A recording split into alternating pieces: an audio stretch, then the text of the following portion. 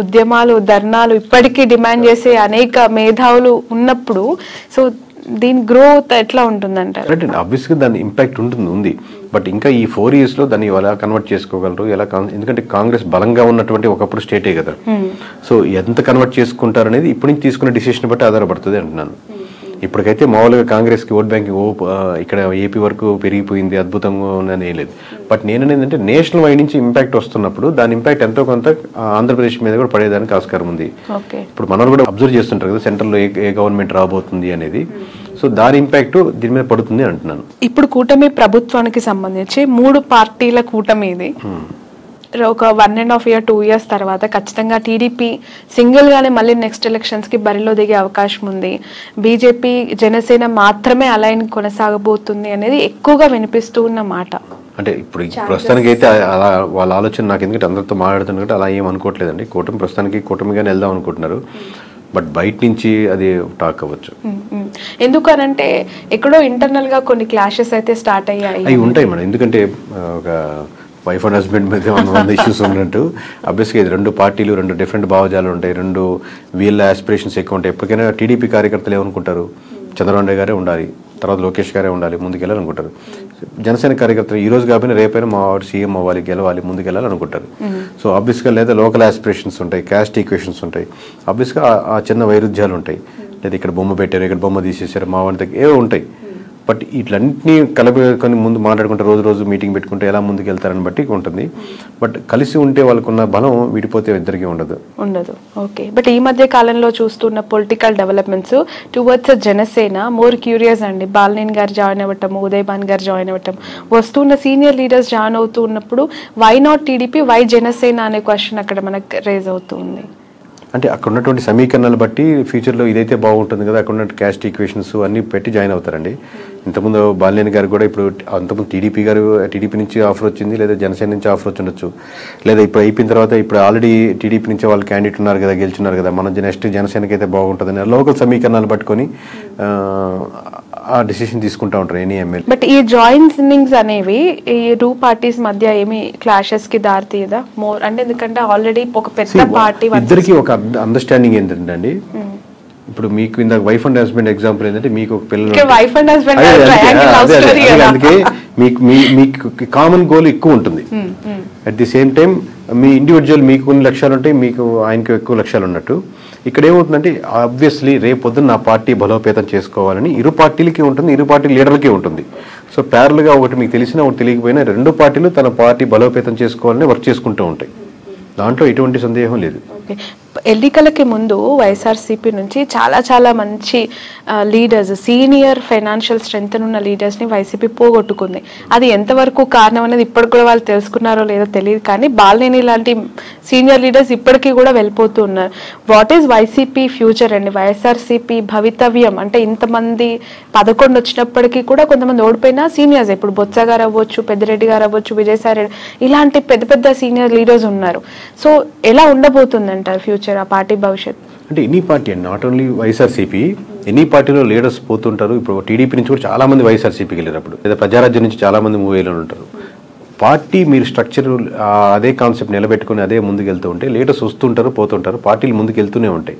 But మీరు అదే కాన్సెప్ట్ని, ఆ కాన్ఫిడెన్స్ని పీపుల్లో బిలీవ్ చేసేటట్టు ఉండగలిగితే టైం కొంచెం గడిచిన తర్వాత మీకు మళ్ళీ జనాలు నమ్మేదానికి ఆస్కారం ఉంటుంది. మీరు అసలు బిలీఫ్ సిస్టమే కోల్పోయారు అనుకోండి, లీడర్స్ మొత్తం 175 మంది యాస్టీజ్గా ఉన్నా కానీ ఏం గెలవలేవు. మీ సలహా ఏంటి? ఎవరికండి? 40% ఓట్ బ్యాంక్ వచ్చింది, 11 సీట్లే వచ్చాయి, అయినా ప్రతిపక్షంలో కూర్చున్నారు, ప్రతిపక్ష హోదానే లేదు అని చెప్పి మాట్లాడేవాళ్ళు. మీరు ఒక కేకే కన్సల్టెన్సీ నుంచి యాజ్ అ సీఈఓగా జగన్మోహన్ రెడ్డికి కావచ్చు, వైఎస్ఆర్సీపీకి కావచ్చు, వెళ్తాం అనుకునే లీడర్స్ కావచ్చు, వాట్ ఈస్ యువర్ అడ్వైస్? ఒక్కొక్క ఇండివిజువల్ ఎమ్మెల్యేకి ఒక్కొక్క నియోజకవర్గం బట్టి ఆబ్వియస్గా మేము ఇదే టెక్నికల్గా మేము ఇదే వాళ్ళ దగ్గర మనం చార్జ్ చేసి తీసుకొని అక్కడ వర్క్ చేసి సర్వే చేసి ఏది కరెక్ట్ ఉంటుంది, బాగుంటుంది, ఏది గెలిస్తే బాగుంటుంది అని చెప్తుంటాం. బట్ మీరు జనరలైజ్ స్టేట్మెంట్ అడుగుతున్నారు కాబట్టి ఇమీడియట్గా చెప్పలేదు. కొంతమంది ఏంటంటే అండి, నేను మళ్ళీ నెక్స్ట్ టైం గెలవాలి అనేది వస్తుంటారు. ఈ పార్టీ కాబట్టి ఏ పార్టీ అయినా గెలవాలి, నేను గెలిస్తే చాలు, ఏ పార్టీ అయినా పర్లేదు అది చెప్పండి అంటుంటారు. సో ఓవరాల్గా మీకు ఎక్కడైనా సరే ప్రజలు ఏం కోరుకుంటున్నారో ఆ ప్రజల పర్స్పెక్టివ్లో మీరు వర్క్ చేస్తున్న రెడీగా ఉందా లేదా, ఫ్యూచర్లో నాకు ఇక్కడ అవకాశం ఉంది అనుకుంటే రైట్. పార్టీ యాంగిల్లో ఇది జనరలైజ్ స్టేట్మెంట్ చెప్పలేదు. అంటే జగన్ గారు ఏం చేస్తే ప్రతిపక్షంలో ఇంకా బెటర్ గా వాళ్ళు ఫైట్ చేయొచ్చు ఎవరైనా అంటే ఇప్పుడు వీళ్ళు సిట్టింగ్ అన్న అపోజిషన్ అని ఒకటే, దీంట్లో ఏం పెద్ద ప్రిన్సిపల్లో ఏం తేడా లేదు. దీంట్లో మనం చెప్పేది గ్రౌండ్ రియాలిటీలో ఎటువంటి ఇష్యూస్ ఉన్నాయి, ప్రజలకు ఎక్కడెక్కడ మద్దతు కావాలి, ఏ వర్గాలకి నేను నిలబడాలి, అన్ని వర్గాల్లో నేను నాయకుడిగా నేను నిలబడాలి. నేను కాదు, నేను లీడర్స్ కాదు. లీడర్ ఎప్పుడు ఇంకా గొప్ప లీడర్ అవుతా అంటే మీరు ఎంతోమంది లీడర్స్ని రకరకాల సెక్షన్స్లో తయారు చేసినప్పుడు గొప్ప లీడర్ అవుతారు. అది ఇప్పుడు నేను రిక్రూట్ చేసుకుంటున్నాను, ఇప్పుడు మేము ఇంట్రెస్ట్ చేస్తా ఉన్నాను. ప్రతి ఇంటర్వ్యూలో నేను చూసుకునేది అంశం ఏంటంటే నాకంటే ఇతనికి లేదా అమ్మాయికి ఎక్కువ టాలెంట్ టెక్నికల్గా ఈ విషయంలో ఉందా, లేదా ఆల్రెడీ ఉన్న వాళ్ళకంటే ఎక్కువ టాలెంట్ ఉందా అని చూసుకుని లీడర్ అవుతాడు.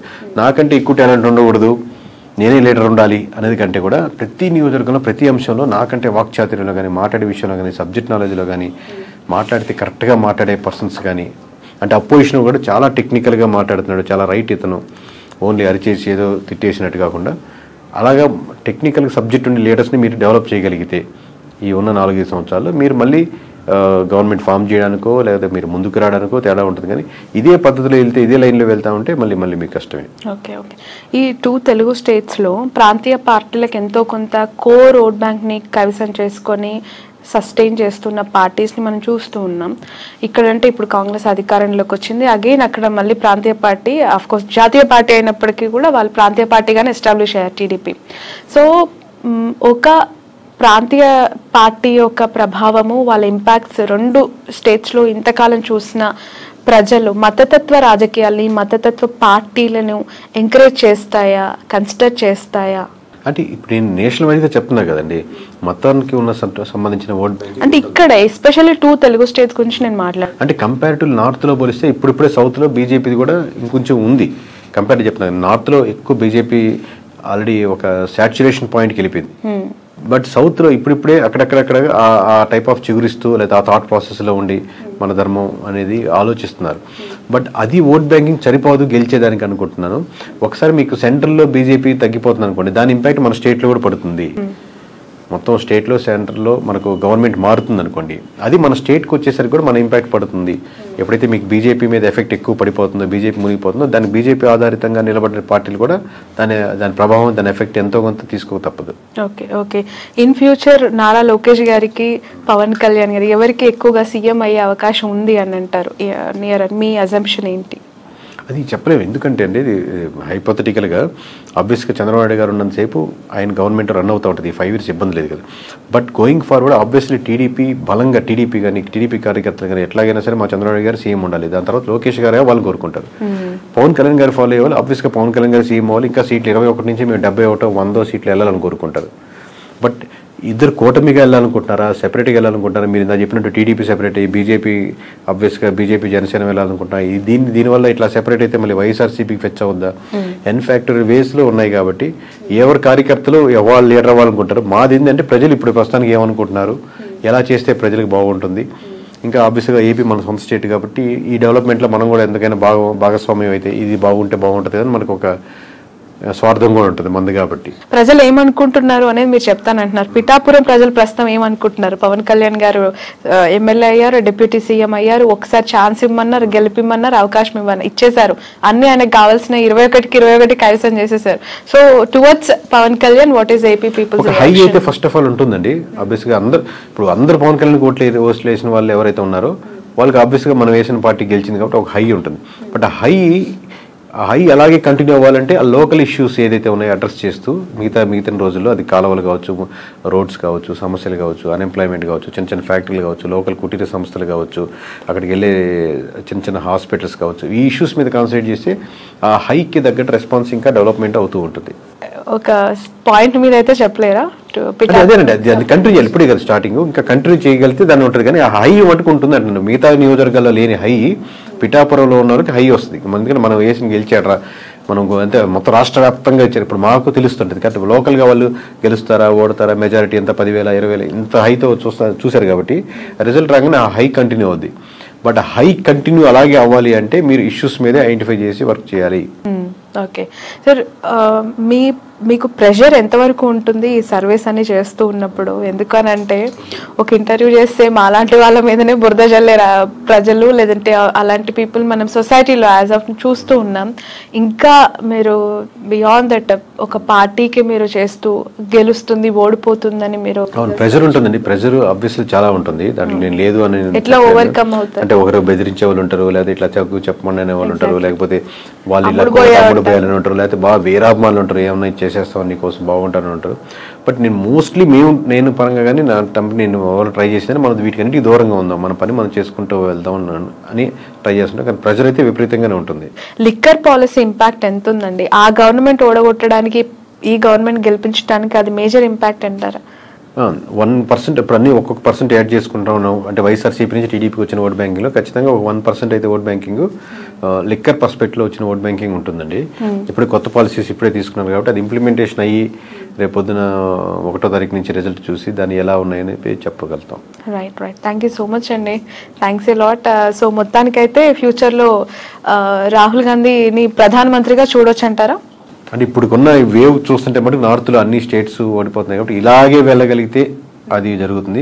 లేదు బీజేపీ రివైవ్ చేసుకుని మార్చుకోవాల్సిన అంశాలు మార్చుకుంటే మంచి పోటీ ఇవ్వగలుగుతుంది. బట్ ఛాన్సెస్ ఆర్ అలా 100% నేను ఇప్పుడు చెప్తున్నాం కదా, ఆల్రెడీ అన్ని రాష్ట్రాల్లో బీజేపీ ఓడిపోతుందని చెప్తున్నాం కదా, ఇలాగే జరుగుతుంది. ఆబ్వియస్లీ కాంగ్రెస్కి ఉన్నటువంటి ఆప్షన్ అదే కాబట్టి ఆప్షన్ ఉంది మీరు అడిగిన దానికి. Okay right. Thank you so much అండి. ఇది కేకే గారితో స్పెషల్ ఇంటర్వ్యూ. That's all.